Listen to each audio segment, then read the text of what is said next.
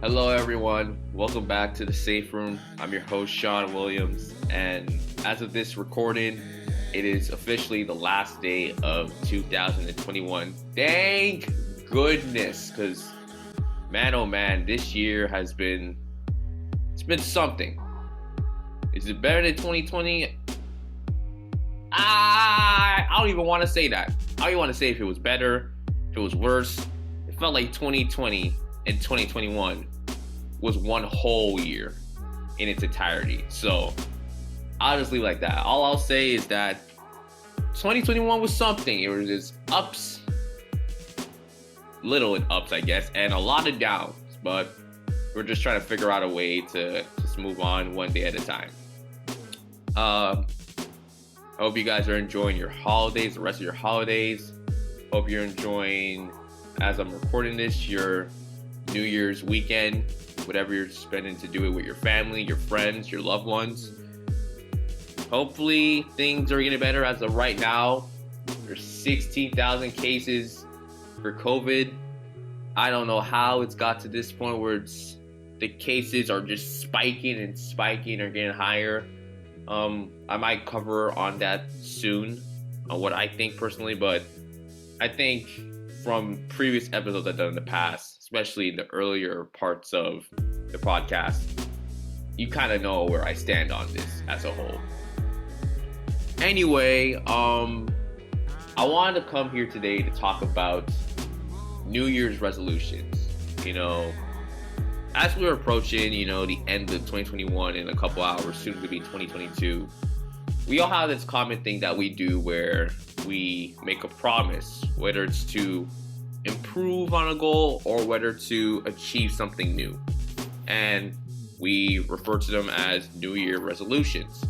They're just ways that we can take something that probably we weren't able to achieve, probably something that we had a habit of doing that was not good, and we're trying to change it. We bring it to the new year, and hopefully by the end of that next year, we can say we accomplished our goal.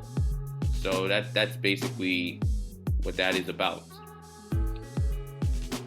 But the theory about New Year's resolutions is that it's not as, effective. We don't seem to, really believe it has an effect, or they're more of like a cliche or redundant, that no one really takes their resolutions seriously.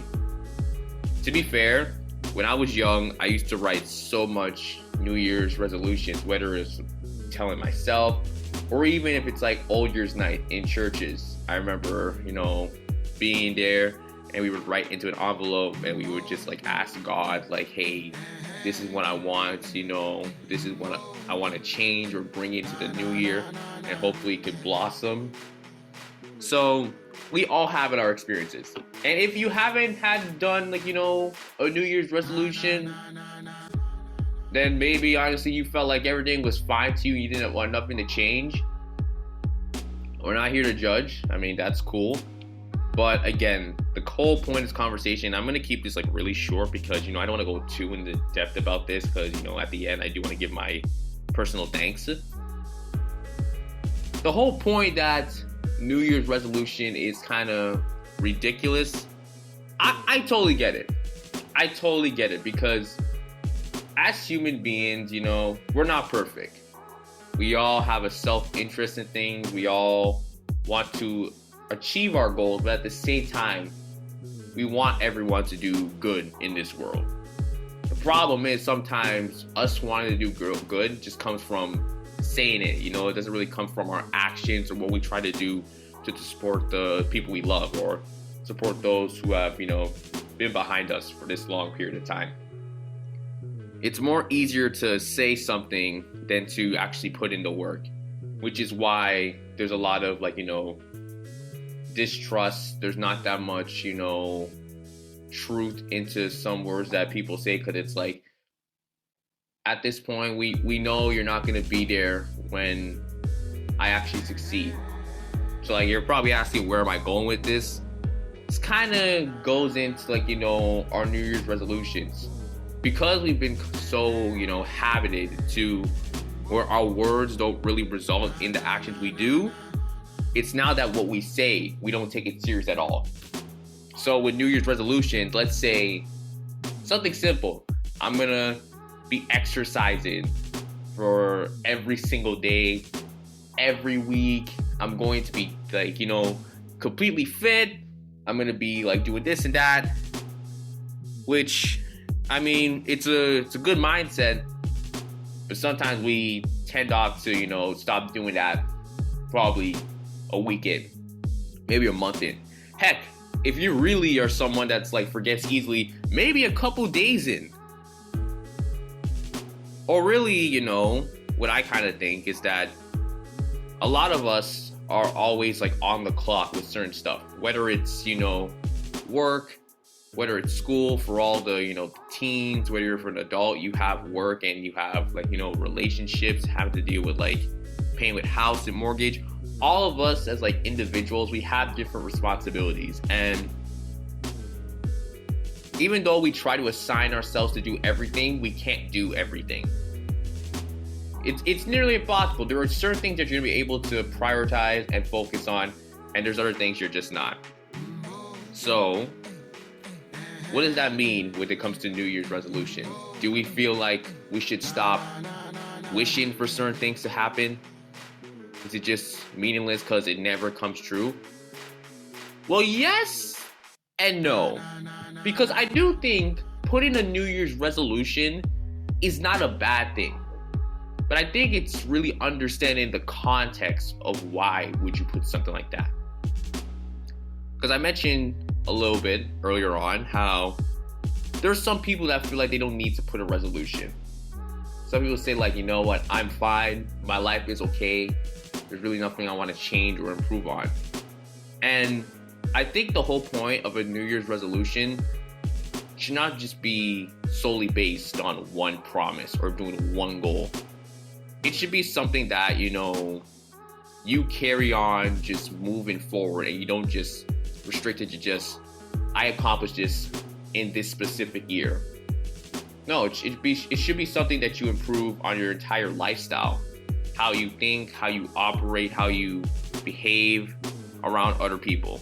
That to me is something where a resolution kind of works out.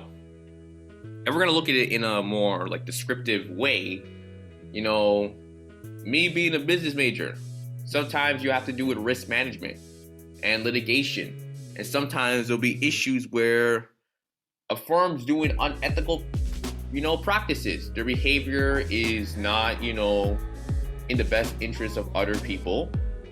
So now there has to be a resolution. Now those stuff right that, it's specific. And because it's specific and the setting is more like condensed to where, okay, you can understand the surroundings and the implications that could happen next, then it's easy to come to a resolution. And if things fail, at least like it was meant to portray for this certain problem. Coming up with a resolution to something that you're struggling to figure out in life is something that's just, no matter what, even if you achieve it, you will never ever really achieve it. Because let's just say maybe you tell yourself, you know what, I'm gonna read a book every single day. Not every single day, at least one book every week. Cool. And let's say you do that. But maybe, reading a book just didn't get you nowhere. What happens if you read the book and nothing really substantial comes out of it? Maybe you felt like, some books were entertaining. Some books were boring. Some books were actually trash. But what did you come out with? And are you happy? And is there something that you can say that after doing that set goal that you can move on to a next thing that you want to do, or a next, a next goal you have in mind? That's, to me, is why I feel resolutions, it should be there, but I think there needs to be better clarification on why these resolutions are important. Why should we establish them?